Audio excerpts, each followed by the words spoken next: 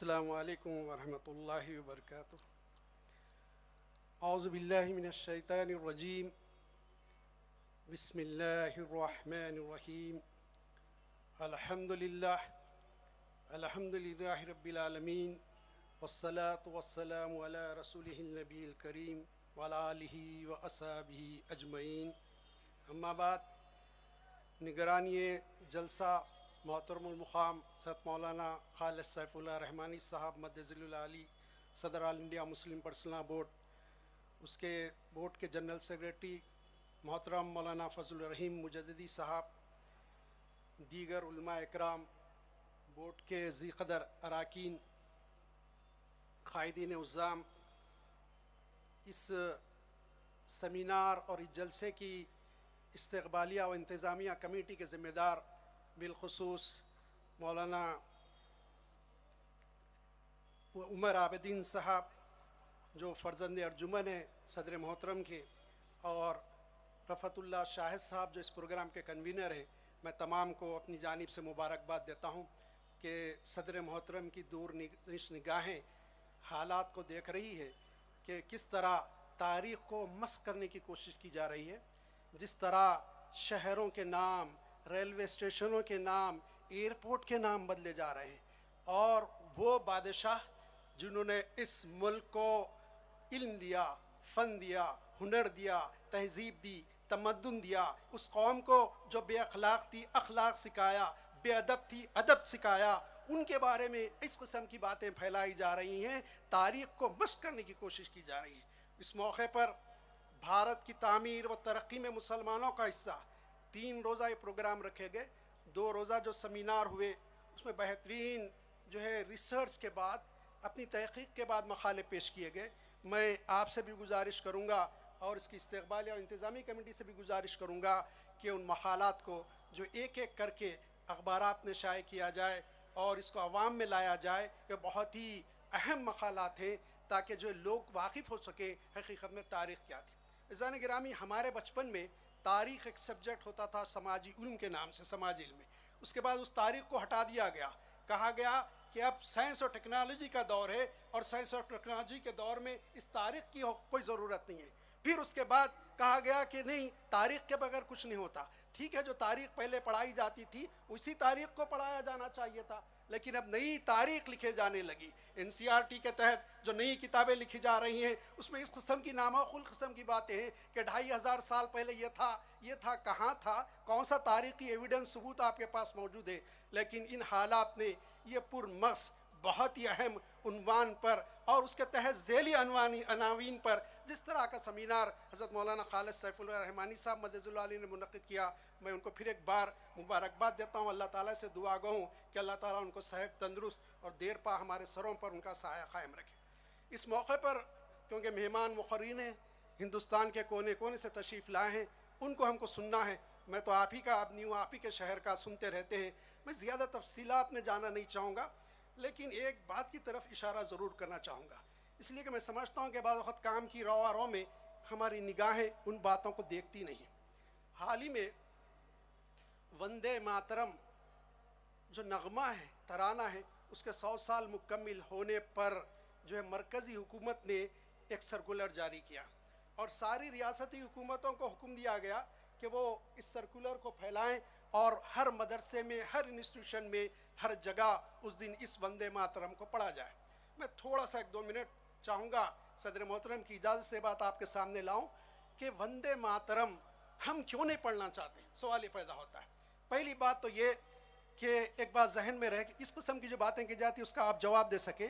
National anthem کی بڑی اہمیت ہوتی ہے، اور وندے ماترم نیشنل اینتھم نہیں ہے، نیشنل سانگ ہے، اور نیشنل سانگ نے بھی، یہ BJP کی حکومت نے اس کو نیشنل سانگ قرار دیا، اس سے پہلے نیشنل سانگ نہیں تھا۔ پھر خود میں ان ہندو بھائیوں سے گزارش کرتا ہوں کہ آپ دیکھیے کہ بنکم چندر چٹرجی نے بنگال میں انن مٹ کے نام سے ایک ناول لکھی، اور اس ناول میں اس نظم کو، اس ترانے کو رکھا گیا جس کو ہم وندے ماترم کا ترانہ کہتے ہیں۔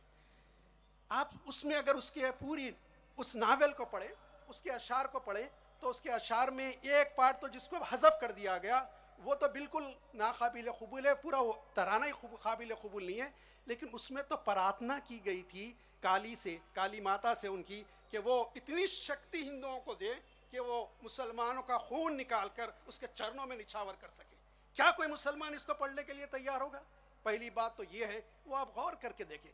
دوسری بات یہ کہ اس ترانے میں، اس پوری ناول میں انگریزوں کی وائسراؤں کی خلاف جو مٹوں سے مہم چلائی گئی کہ اس کو برخاست کیا جائے اور انگریزوں کی حکومت پہاڑی بنگال میں ہو جائے، یہ پوری ساری ناول کا حصہ ہیں. انگریزوں کو ہم نے لڑ کے بڑھایا، ہندو بھی ہمارے ساتھ شانہ بہ شانہ تھے، لیکن مسلمانوں نے بڑا کردار ادا کیا. ہم کیسے اس کو قبول کر سکتے ہیں، اس ترانے کو کیسے پڑھ سکتے ہیں؟ دوسری بات یہ ہے، میں ہندو بھائیوں سے بھی گزارش کروں گا، ہر ایک کا ایک عقیدہ فیت ہوتا ہے. ہمارا عقیدہ یہ ہے کہ ہم دنیا میں کسی چیز کی پرستش نہیں کر سکتے سوائے اللہ کے. لا معبود الا اللہ. ہو ہی نہیں سکتا کہ ہم کریں. اگر کوئی کرتا ہے بالفرض متین قادری کسی کی کرتا ہے تو وہ نام کا مسلمان ہو سکتا ہے، مسلمان نہیں ہو سکتا، مسلمان کہلانے کا مستحق نہیں ہو سکتا. یہ بات ذہن میں رکھیں کہ ہمارے پاس عقیدہ توحید کی بڑی اہمیت ہے، ہم اس سے کمپرمائز کسی صورت میں کر نہیں سکتے.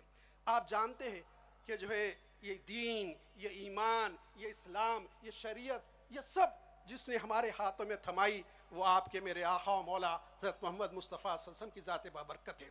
آپ ان کی عصمت کے بارے میں، ان کی شان میں کوئی گستاخی کرے، ہمارا دل لرز جاتا ہے، ہم روتے ہیں اٹھ کے، اور وقت پڑے تو اپنی جان کے نذرانے بھی ان کے ناموں سے رسالت پر ہم قربان کرنے کے لیے تیار ہو جاتے ہیں.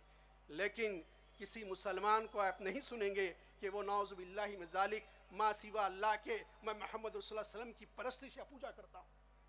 ہم ان کے طریقے پہ عبادت کرتے ہیں کہ الہ واحد کی، ہم ان کی بھی پوجا نہیں کر سکتے جن پہ ہماری ماں باپ، میری جان، میری اولاد، میرا مال و متاع قربان ہے. اور اس وقت تک کوئی مومن نہیں ہو سکتا. حضور نے کیا فرمایا؟ قال رسول اللہ صلی اللہ علیہ وسلم لا یؤمن احدکم حتی اکون احب الیہ من والدہ وولدہ والناس اجمعین.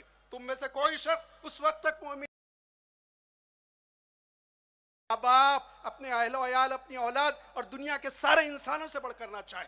میں واقعات پہ جانا نہیں چاہتا، واعظین سے سنتے ہیں تو عمر کے سے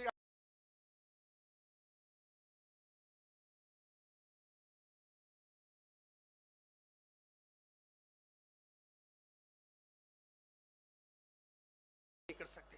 اللہ کے نبی صلی اللہ علیہ وسلم کے بعد ایک مسلمان کے لیے دنیا میں سب سے بڑا مقام، سب سے بڑا احترام کسی کا ہے تو اس کے ماں باپ کا ہے. نبی کریم سے نے فرمایا یہ تیری جنت ہے. یہ تیری باپ کے بارے میں فرمایا الوالد اوسط الابواب الجنہ، باپ جنت کے دروازوں بیچ کا دروازہ ہے، تو چاہے سے رکھ چاہے ضائع کر دے. ماں کے بارے میں فرمایا الجنت تحت الاقدام امہاتکم، تمہاری ماؤں کے قدموں کے نیچے جنت ہے.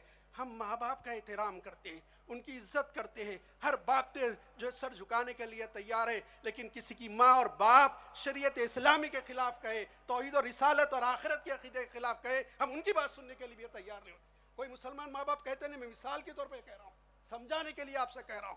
عزیزان گرامی، یہ دور جدید کا ایک بہت بڑا فتنہ ہے کہ نیشنلزم، وطنیت، اور اس کی نظر سب سے پہلے اس کی نظر اس کے اوپر گئی تو وہ تھے اقبال، علامہ اقبال، جن کی نگاہوں نے دورس یہ دیکھ لیا تھا.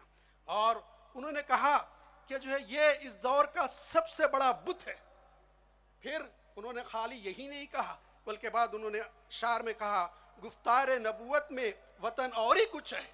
لوگ سمجھتے ہیں، اکثر بعض لوگ کہتے ہیں کہ جو ہے وطن کی محبت ایمان کا جز ہے. یقیناً وطن کی محبت کا ایمان کا جز نہیں. وطن کی محبت کرنا ہر ایک پہ ضروری ہے، ہر شہری کرے گا، ہم بھی کریں گے. لیکن ایسی کوئی حدیث نہیں ہے جس میں کہا گیا وطن ایمان کا جز ہے. بلکہ اقبال نے کہا چین و عرب ہمارا، ہندوستان ہمارا، مسلم ہے ہم سارا جہاں ہمارا. تو یہ معاملہ ہے. پھر انہوں نے آگے بڑھ کر کہا اس دور میں میں اور ہے، جام اور ہے، جم اور. اس دور میں میں اور ہے، جام اور ہے، جم اور. ساقی نے بنا کی روش ظلم و ستم اور. ساقی نے بنا کی روش ظلم و ستم اور. مسلم نے بھی تعمیر کیا اپنا حرم اور. تہذیب کی آذر نے ترشوائے صنم اور. ان تازہ خداؤں میں سب سے بڑا وطن ہے. کیا کہا اقبال نے؟ ان تازہ خداؤں میں سب سے بڑا وطن ہے، جو پہران اس کا ہے وہ مذہب کا کفن ہے. وطن سے ہم محبت کریں گے، وطن پہ جان نثار کریں گے. ہمارا جو سیمینار چلا ہے المعہد العالیہ اسلامیہ میں، اس میں جو ہے میں نام بول رہا ہوں، ایک IAS آفیسر تھے جنہوں نے ریزن کیا، رحمان صاحب ان کا نام، رحمان صاحب، ان کا ایک مقالہ انہوں نے پڑھا تھا، میں نے دیکھا کہ جو ہے اس میں انہوں نے کہا کہ یہاں کے بیوروکریسی میں مسلمانوں کی تعداد 3% سے زیادہ نہیں، 3%، 3.5%، بہت بات جگہ پہ، لیکن ملک کی حفاظت کے لیے، ملک میں نظم و نسق قائم کرنے کے لیے، لائن آرڈر کو مینٹین کرنے کے لیے ایک سال میں جو شہادتیں ہوتی ہیں، جو قربان ہوتے ہیں وطن کے اوپر، وطن کی محبت میں، اس میں ہمارا ریشو 9% ہے، 9% ہے۔ آپ دیکھ لیجئے، ہم کم نہیں ہیں، دوسروں سے ہمارے تناسب سے ملازمت کے ہم زیادہ 3 گنا بڑھ کے قربانیاں دیتے ہیں اور دینے کے لیے تیار ہیں، ہم پیچھے نہیں ہٹیں گے۔ لیکن آپ اگر ہم کو کہیں گے وطن کو مضبوط بناؤ، یہ ہم سے نہیں ہوتا۔ کیا کہا اقبال نے؟ ان تازہ خداؤں میں سب سے بڑا وطن ہے، جو پہران اس کا ہے وہ مذہب کا کفن ہے۔ عزیزان گرامی، جو اس کو وطن کو معبود سمجھا، وہ پھر اس کے لیے کفن ہو گیا، مذہب ختم ہو گیا۔ نظارے دیرینہ زمانے کو دکھا دے، آخری جو پیغام ہے ان کا، اے مصطفی خاک میں اس بت کو ملا دے، اے مصطفی خاک میں اس بت کو ملا دے، اسلام تیرا دیش ہے تو مصطفی ہے۔ کیا بات کہی، اسلام تیرا دیش ہے تو مصطفی ہے۔ یہ بہت بڑا خطرہ ہے کہ جو ہے وندے ماترم کے نام پر، میں کالج میں بچیوں سے پوچھا جس کالج میں پڑھاتا ہوں، تو انہوں نے کہا سر ہم کو نہیں معلوم تھا، آپ نے جو بات بتائی ہم اپنے اسکولوں میں پڑھائے۔ آپ ایسے اسکولوں میں بھیجنے سے بچیے اور ان کے ایمان اور عقیدے کی فکر کیجئے۔ کنوینر صاحب آ چکے ہیں، میں جانتا ہوں وقت ہو چکا ہے، انشاءاللہ کسی اور موقع پر بات کی جا سکتی ہے۔ صرف یہ دعا ہے اللہ تعالیٰ سے کہ عزائم کو سینوں میں بیدار کر دے، نگاہ مسلمان کو تلوار کر دے، تڑپنے پھڑکنے کی توفیق دے، دل مرصدہ سوز صدیق دے۔ وآخر دعوانا الحمدللہ رب العالمین۔